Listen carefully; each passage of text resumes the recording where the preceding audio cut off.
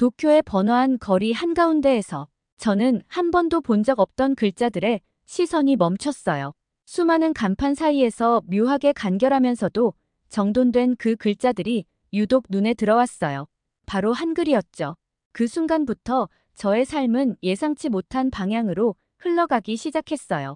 런던에서 문화예술을 전공하고 일본에서 새로운 도전을 시작한 저에게 한글은 단순한 외국 문자가 아니었어요. 그것은 한국 문화를 이해하는 새로운 열쇠이자 글로벌 소통의 강력한 도구로 자리 잡았죠.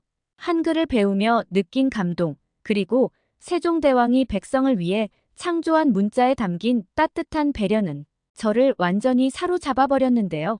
디지털 시대에도 한글이 가진 효율성은 놀라울 정도였고, 저의 일과 삶 속에서 한글은 없어선 안 될 필수적인 동반자가 되었죠. 한글이라는 작은 문자가 어떻게 제 삶을 새롭게 열어주었는지 그 매혹적인 여정을 함께 해주세요. 여러분, 구독과 좋아요는 저에게 큰 힘이 됩니다. 안녕하세요. 저는 엘리사 로렌스라고 합니다. 영국 런던에서 태어나고 자랐으며 대학에서는 문화예술 경영을 전공했어요. 런던은 문화적으로 매우 풍부한 도시였고 어린 시절부터 다양한 예술 작품들과 함께 자랐습니다. 자연스럽게 저는 여러 나라의 문화와 언어에 흥미를 가지게 되었죠. 대학을 졸업한 후에는 런던에 있는 여러 갤러리에서 전시 기획자로 일했는데 이 과정에서 여러 국제적인 아티스트들과 소통하고 다양한 문화적 배경을 경험하게 되었어요. 하지만 저는 더 넓은 세상에서 새로운 도전을 하고 싶었고 그러다 보니 아시아, 특히 일본이 자연스럽게 제 관심을 끌었습니다. 사실 처음에는 단기적으로 일본에 머물 생각이었어요. 일본의 예술과 전통 문화에 대한 깊은 호기심이 있었거든요. 그래서 일본에서의 몇 달간의 여행을 계획했죠. 도쿄의 현대적인 건축물과 전통이 어우러진 분위기 그리고 강렬한 도시의 에너지는 제 예상보다 훨씬 매력적이었습니다. 그곳에서의 생활을 경험하면서 저는 이곳에 더 머물며 일본 문화를 깊이 있게 배우고 싶다는 결심을 하게 되었어요. 그렇게 저는 일본에서 직업을 찾기 시작했고 문화적 차이를 이해하며 글로벌 프로젝트를 진행하는 디지털 마케팅 분야로 방향을 전환하게 되었어요. 지금은 일본에 정착한 지 벌써 5년이 되었답니다.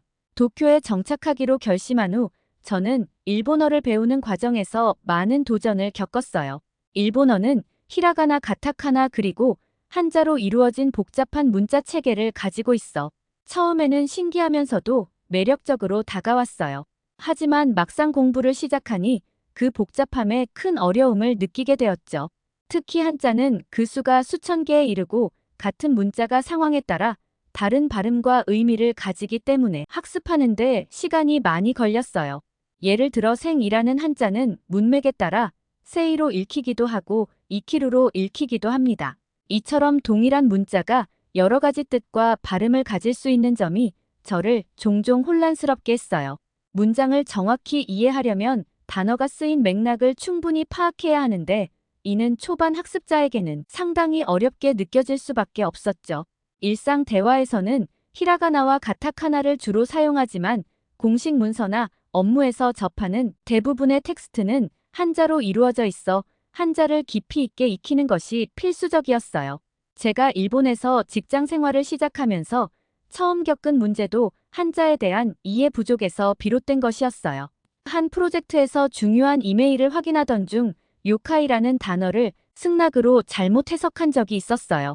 사실 그 문맥에서의 의미는 단순히 알겠습니다 였지만 제 실수로 인해 오해가 생길 뻔했던 경험은 일본어의 복잡성과 섬세함을 다시 한번 깨닫게 해줬죠. 이를 계기로 저는 일본어를 공부하는 데 있어 더 많은 노력이 필요하다는 것을 절감하게 되었어요. 또한 일본어에는 존대어 경어 그리고 겸양어와 같은 복잡한 존칭어 체계가 있어 상대방에 따라 적절한 표현을 선택해야 하는 것도 어려웠어요.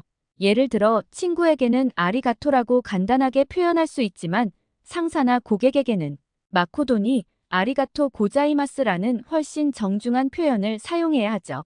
이처럼 상대방과의 관계에 따라 다른 어조와 표현을 사용하는 것은 문화적인 이해와 언어적 숙달이 동시에 필요했어요. 처음에는 이 점이 매우 까다롭게 느껴졌지만 점차 일본어의 이 독특한 소통 방식을 익히고 나니 언어를 통해 더 깊이 일본 문화에 접근할 수 있었습니다. 이렇듯 일본어를 배우는 과정은 쉽지 않았지만 그 과정에서 얻게 된 성취감은 저에게 큰 보람을 주었습니다. 일본어는 저에게 단순한 의사소통의 도구를 넘어서 문화적 차이를 이해하고 일본 사람들과 더 깊이 연결될 수 있는 중요한 수단이 되었죠. 그런데 어느 날 도쿄의 화려한 시부야 거리를 걷고 있던 저는 항상 그랬듯이 눈앞에 펼쳐진 빛나는 전광판들과 간판들 사이를 지나고 있었어요. 그곳에는 익숙한 일본어와 영어로 가득한 문구들이 넘쳐났죠. 그런데 그 순간 무언가 낯선 글자가 제 시야에 들어왔습니다. 지금이야 한글을 잘 알지만 당시 기억을 떠올려 보면 김밥, 삼겹살, 한식이라는 단어들이 한글로 큼직하게 적힌 간판들이 제 눈에 확 들어왔어요. 처음에는 그저 그 글자들이 간결하고 정돈된 모습이어서 흥미를 끌었지만 주변을 둘러보니 생각보다 많은 가게 간판들이 한글로 쓰여 있는 걸 발견하게 되었죠. 생각 외로 한글 간판들이 도쿄 한복판에 많이 자리 잡고 있었던 겁니다. 한글을 보자 그 단순한 글자들이 묘하게 시선이 끌렸어요. 일본어의 복잡한 한자나 히라가나와 달리 한글은 마치 퍼즐처럼 구성된 깔끔한 글자들이었어요. 왜 도쿄 한복판에 이렇게 많은 한글 간판들이 있는 걸까? 궁금증이 커져갔고 동시에 그 글자들이 어떻게 그렇게 간단해 보이면서도 어떤 소리를 내는지 궁금해졌죠. 그때 처음으로 한글이라는 글자에 호기심이 생기기 시작한 거예요. 그래서 그날 점심시간에 한국인 동료에게 조심스레 물어봤어요. 한글이 참 예뻐 보이는데 배우기 쉽다는 이야기를 들었어요. 정말 그래요? 그러자 동료는 활짝 웃으며 말했죠. 그럼요. 한글은 세종대왕이 백성들에게 쉽게 읽고 쓸 수 있게 하려는 원래 의도로 만들어진 문자 체계로 단 하루면 배울 수 있어요. 그 말을 듣고 저는 잠시 멈칫했어요. 하루 만에 배울 수 있는 글자라고 처음에는 믿기 힘들었죠. 세상에 그런 문자가 있을 리 없다고 생각했어요. 일본어를 배우는데 몇 년을 쏟았던 경험을 떠올리니 한글이 그렇게 쉽게 익혀질 거라는 말이 도저히 믿기지 않았어요. 한글이 정말 그렇게 간단한 구조를 가졌다면 왜 일본어나 영어는 그렇게 배우기 어려운 걸까? 한국 동료는 자신만만하게 말했지만 저는 여전히 의구심을 떨칠 수 없었어요. 정말 하루 만에 배울 수 있을까? 혹시 너무 과장된 말이 아닐까라는 생각이 머릿속에서 맴돌았죠. 하지만 그 말이 자꾸 마음에 남았습니다. 그렇게 간단하다면 나도 한번 배워볼 수 있지 않을까 하는 호기심과 의심이 교차한 채로 그날의 대화는 제 마음에 잔잔한 울림을 남겼어요. 하지만 한글을 배우기로 결심한 날 저는 솔직히 그다지 큰 기대를 하지는 않았어요. 하루 만에 배울 수 있다는 동료의 말이 자꾸 떠오르긴 했지만 실제로 그럴 리가 없다고 생각했죠. 그렇게 가벼운 마음으로 한글 학습을 시작했는데 첫 번째 자음과 모음을 익히기 시작하면서 저는 곧 한글이 가진 놀라운 체계에 빠져들기 시작했습니다. 처음 배운 것은 자음과 모음의 간단한 조합이었어요. 기역과 아를 더하면 가가 된다는 사실을 깨닫고 나니 어쩐지 퍼즐을 맞추는 것처럼 재미있게 느껴졌어요. 일본어는 히라가나, 가타카나, 한자까지 익혀야 해서 한 글자에도 다양한 변환 과정을 거쳐야 했지만 한글은 그와는 완전히 달랐어요. 단순한 규칙만 알면 모든 소리를 만들어낼 수 있었죠. 몇 시간 만에 기본 자음과 모음을 익히고 실제로 간단한 단어들을 읽기 시작했을 때 저는 정말 놀랐습니다. 정말 하루도 채 안 돼서 이 글자를 읽고 쓰고 있네라는 생각이 머릿속을 스치더군요. 게다가 한글의 과학적 구조는 그 단순함 속에 깊은 논리성을 가지고 있었어요. 자음은 소리내는 위치와 발음 기관을 반영해 만들어졌고 모음은 하늘, 땅, 사람을 상징하는 선으로 이루어졌다는 사실을 알았을 때는 그 창의성에 감탄하지 않을 수 없었습니다. 한글은 그저 글자가 아니라 인간의 발음 구조를 과학적으로 반영한 문자였어요. 자음과 모음 몇 개만으로 수많은 소리를 표현할 수 있는 이 체계는 놀랍도록 효율적이었어요. 특히 디지털 시대에 한글이 얼마나 적합한 문자인지 실감하게 되었는데요. 일본어는 타자로 입력할 때 로마자로 먼저 입력한 후 한자로 변환하는 복잡한 과정이 필요합니다. 이 과정에서 시간이 많이 소요되고 원하는 글자가 정확하게 나오지 않을 때도 많죠. 반면 한글은 키보드 자판을 몇 번만 눌러도 정확한 단어를 입력할 수 있어요. 자음과 모음을 조합해 간단하게 모든 소리를 표현할 수 있기 때문에 단순하고 빠르게 타이핑할 수 있었죠. 특히 외래어나 복잡한 발음을 정확히 입력해야 할 때 일본어나 영어에서는 발음을 변환하거나 복잡하게 입력해야 하지만 한글은 그대로 발음대로 적을 수 있는 점이 정말 매력적이었어요. 한글을 익힌 후부터는 K 콘텐츠를 즐길 때도 훨씬 더 쉽게 이해할 수 있게 되었어요. K-팝 가사를 한글로 읽고 한국 드라마 속 자막을 한글로 볼 수 있는 것만으로도 마치 새로운 세상을 탐험하는 기분이 들었죠. 한글이 단순히 읽고 쓰기 쉬운 문자에 그치는 것이 아니라 그 안에 담긴 문화와 소리를 생생하게 전달할 수 있는 도구라는 점이 놀라웠어요. 또한 제가 디지털 마케팅 분야에서 일하다 보니 한글의 효율성이 더욱 두드러졌어요. 한글을 통해 작성된 콘텐츠는 간결하면서도 명확하게 메시지를 전달할 수 있었고 글로벌 시장에서도 그 깔끔하고 직관적인 형태 덕분에 많은 사람들에게 쉽게 다가갈 수 있었어요. 한글의 단순함과 과학적 구조는 현대의 빠른 디지털 환경에서도 완벽하게 맞아떨어지는 문자라는 생각이 들었죠. 한글을 배우는 과정에서 느낀 가장 큰 감동은 이토록 쉬우면서도 강력한 표현력을 가진 문자가 존재한다는 사실이었어요. 문자 그 자체가 하나의 소통 도구일 뿐만 아니라 디지털 시대에도 무척 효율적인 커뮤니케이션 수단으로 자리 잡을 수 있다는 것이 참으로 경이롭게 느껴졌어요. 최근 일본을 돌아다니다 보면 한글이 일상 속 곳곳에 자연스럽게 스며들어 있다는 것을 실감할 수 있어요. 특히 젊은 세대들 사이에서 한글에 대한 관심은 그야말로 뜨거운 열풍으로 자리 잡고 있죠. 도쿄의 번화가인 하라주쿠나 시부야 거리를 걷다 보면 한글로 적힌 옷을 입고 다니는 젊은이들을 쉽게 찾아볼 수 있어요. 그들의 티셔츠에는 사랑해, 행복같이 한글로 큼직하게 적혀 있고 심지어 일부 패션 브랜드는 한글 디자인을 주요 콘셉트로 내세우기도 합니다. 한글이 더 이상 낯선 외국 문자가 아닌 하나의 트렌드로 자리 잡고 있는 거죠. 일본에서 한글에 대한 관심은 K-팝과 한국 드라마의 인기가 커지면서 더욱 가속화되고 있어요. 일본 젊은이들은 뉴진스, BTS, 세븐틴 같은 K-팝 아이돌을 좋아하는데 이들의 노래 가사나 소셜미디어에서 한글을 자주 접하다 보니 자연스럽게 한글을 배우고 싶어 하는 욕구가 생기고 있어요. 특히 팬들 사이에서는 자신이 좋아하는 아티스트의 한글 이름을 손수 쓰거나 그들이 올리는 한국어 트윗을 직접 해석하려는 모습도 종종 보입니다. 이러한 현상은 단순한 흥미를 넘어서 한글을 배우고 한국 문화를 더 깊이 이해하려는 움직임으로 이어지고 있죠.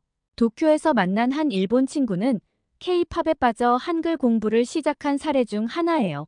그녀는 좋아하는 한국 아이돌의 가사를 직접 읽고 싶어서 독학으로 한글을 배우기 시작했다고 했어요. 처음에는 단순히 발음을 따라 쓰는 정도였지만 곧 자음과 모음을 익히고 짧은 문장을 해석하는 수준에 이르렀죠. 그녀는 한국어 강의를 듣는 것도 아니고 온라인에서 팬들이 만든 한글 학습 자료와 유튜브 영상을 보며 스스로 공부했다고 해요. 일본어보다 규칙이 단순한 한글의 매력에 푹 빠진 그녀는 지금도 SNS에서 한국어로 댓글을 남기며 소통하려고 노력하고 있답니다. 또 다른 예로 도쿄의 카페나 패션 브랜드 매장에서도 한글이 디자인 요소로 자주 사용되고 있어요. 최근 하라주쿠에 새로 문을 연 한 카페에서는 메뉴판에 아이스 아메리카노, 핫초코 같은 음료 이름들이 한글로 적혀 있었습니다. 이곳을 찾은 젊은 손님들은 한글로 적힌 메뉴판을 보며 신기해하고 사진을 찍어 SNS에 올리기도 해요. 패션뿐만 아니라 식음료와 같은 일상에서도 한글이 점점 더 많이 등장하는 모습은 일본 젊은 세대들 사이에서 한글이 유행을 넘어 하나의 문화로 자리 잡고 있음을 보여줍니다. 특히 한글이 디지털 환경에서 매우 효율적이라는 점도 젊은 세대들의 한글 열풍을 부추기는 요소 중 하나예요. 일본어는 히라가나 가타카나 한자를 모두 사용해야 하기 때문에 문장을 입력할 때 시간이 오래 걸리지만 한글은 간단한 자음과 모음만으로 모든 소리를 표현할 수 있어 타이핑 속도가 빠르죠. 일본의 젊은 세대들은 이런 효율성의 매력을 느끼고 SNS에서 한글을 사용하려는 경향을 보이고 있어요. 이렇게 일본에서 불어오는 한글 열풍은 단순한 패션 트렌드나 K-팝의 영향에 그치지 않고 한글의 간결함과 효율성 그리고 한국 문화 전반에 대한 깊은 관심으로 이어지고 있어요. 일본 젊은 세대들은 더 이상 한글을 단순한 외국 문자가 아니라 새로운 표현의 수단이자 문화적인 아이콘으로 받아들이고 있는 셈이죠. 한글을 배우고 난 후 제 업무에서 한글은 단순한 언어를 넘어 강력한 도구로 자리 잡기 시작했어요. 저는 글로벌 디지털 마케팅 매니저로서 여러 국가의 브랜드와 협업하는데 특히 K 콘텐츠와 관련된 프로젝트에서 한글의 활용도가 크게 증가했죠. 한글은 K-팝, K-드라마 등 한국 문화가 전 세계적으로 확산되면서 그 자체가 하나의 트렌드가 되고 있었습니다. 한글은 그 글자만으로도 독특한 시각적 매력을 전달할 수 있었어요. 사업적인 측면에서 한글은 특히 한국 브랜드들과의 협업에서 중요한 마케팅 요소로 작용했어요. 한국 뷰티 브랜드나 패션 브랜드와 함께 글로벌 캠페인을 진행할 때 한글 로고나 한글 디자인은 그 자체로 독창적인 브랜딩 요소가 되었죠. 다른 국가의 글자와 차별화된 한글의 시각적 심플함과 독특한 조합 구조는 소비자들에게 신선한 인상을 주었고 브랜드 인지도를 높이는 데 큰 기여를 했습니다. 실제로 글로벌 소비자들은 한글이 들어간 패키지나 광고를 접하면서 그 브랜드에 대한 호기심을 더 갖게 되는 경향이 있죠. 업무적인 측면에서 한글의 디지털 효율성은 정말 뛰어났어요. 예를 들어 일본어나 영어를 입력할 때는 여러 글자와 변환 과정이 필요하지만 한글은 자음과 모음만으로 간결하게 소리를 표현할 수 있어 타이핑이 훨씬 빠르고 그만큼 디지털 콘텐츠를 제작하는 속도도 빨라졌어요. 소셜미디어 광고를 만들 때도 한글은 적은 글자 수로도 강렬한 메시지를 전달할 수 있어 매우 효율적이었어요. 예를 들어 짧고 굵은 메시지를 전달해야 하는 온라인 광고에서 한글은 간결하면서도 의미가 명확해 소비자들에게 강한 인상을 남기기에 충분했죠. 또한 글로벌 소비자들과 소통할 때 K 콘텐츠와 결합된 한글의 매력은 매우 강력했어요. 한국 아이돌이나 드라마에서 유래된 한글 단어들은 그 자체로 상징성을 가지게 되어 팬들과 브랜드 간의 감정적 연결고리를 강화해 주었습니다. 이런 이유로 저는 한글을 활용한 마케팅 전략이 디지털 환경에서 얼마나 효과적인지를 실감하게 되었죠. 그리고 한글을 배우고 난 후 그 창제 배경을 알게 되었을 때 저는 깊은 감동을 받았어요. 특히 한 나라의 권력자인 세종대왕이 왜 굳이 자신이 편하고 부족함이 없는데도 백성을 위해 새로운 문자를 만들었는지를 알았을 때 외국인인 저로서는 그 마음이 더 깊이 다가왔어요. 당시 지배층은 이미 한자라는 고급 문자를 사용하고 있었고 세종대왕 자신도 그 문자를 쓰는데 전혀 불편함이 없었을 텐데도 그는 한자를 배우기 어려워 글을 읽고 쓸 수 없는 백성들을 위해 한글을 창조했죠. 세종대왕이 한글을 창제한 이유는 백성들이 자신들의 생각을 자유롭게 표현하고 소통하며 살아갈 수 있도록 하기 위함이었어요. 이러한 배경은 저에게 너무나도 놀라운 일이었어요. 권력자의 입장에서 자신의 이익보다는 백성의 편의를 먼저 생각하고 그들을 위한 문자를 만든다는 것은 정말 보기 드문 일이라고 느꼈습니다. 세종대왕은 자신의 위치를 이용해 백성들의 삶을 개선하고 소통의 문턱을 낮추기 위해 힘쓴 진정한 리더였던 거죠. 세종대왕의 이런 헌신적인 마음은 오늘날까지도 존경받고 있으며 저는 그런 배려와 사랑이 담긴 한글을 배우며 그 깊은 의미에 더욱 매료되었어요. 한글은 이제 제 삶에서 단순한 언어를 넘어 매우 중요한 도구로 자리 잡았어요. 처음엔 그저 호기심에서 시작했지만 이제는 제 일상과 업무 그리고 마음속 깊은 곳까지 큰 영향을 미치고 있죠. 한글을 배우면서 느낀 건 이 문자가 얼마나 아름답고 실용적인지 뿐만 아니라 그것을 창조한 세종대왕의 따뜻한 마음과 배려가 얼마나 위대한지를 깨닫게 되었다는 거예요. 한글 덕분에 저는 새로운 소통의 방법을 얻게 되었고 한국 문화를 더 깊이 이해할 수 있는 창을 열 수 있었어요. 또한 글로벌 마케팅에서 한글은 다른 문자들과는 달리 매우 효율적이고 감각적인 도구로 작용하며 저의 일을 더욱 풍요롭게 만들어 주었죠. 한글의 간결함과 유연함은 디지털 시대에 특히나 빛을 발하며 저에게 새로운 가능성을 열어주었어요. 저는 한글을 배울 수 있었다는 것에 깊이 감사해요.